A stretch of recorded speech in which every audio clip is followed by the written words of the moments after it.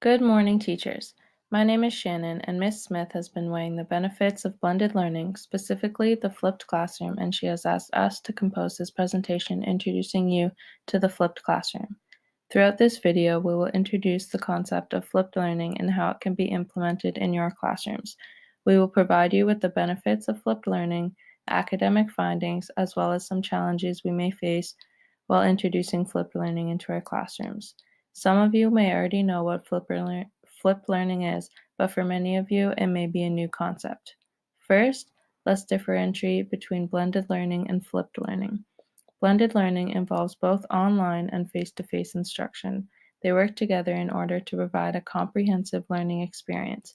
An example would be giving students an online group project on a subject they are currently discussing, whereas flipped learning is a bit more specific.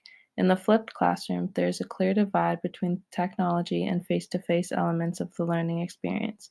In the flipped classroom, we will provide students with the content that they learn on their own time.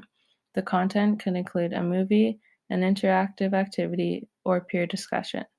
The goal is that by providing students the content outside of class, they will come to class prepared to actively engage in learning. If you have not noticed, this is very different from the traditional model that we see in our classrooms today. The way we teach now is more lecture style. The students listen to us for their information, and most of the class time is spent on teaching the students the material. Implementing the flipped classroom into our school will allow us to utilize class time more effectively.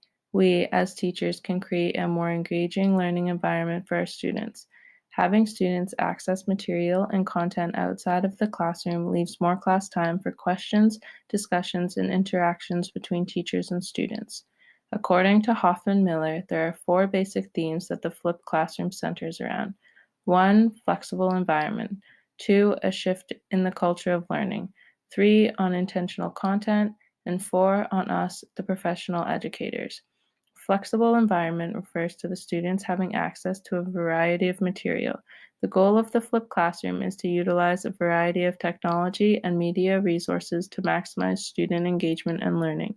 A shift in the culture of teaching refers to what I mentioned before, regarding leaning away from the traditional style of teaching. As teachers, we do not want to be the main source of information.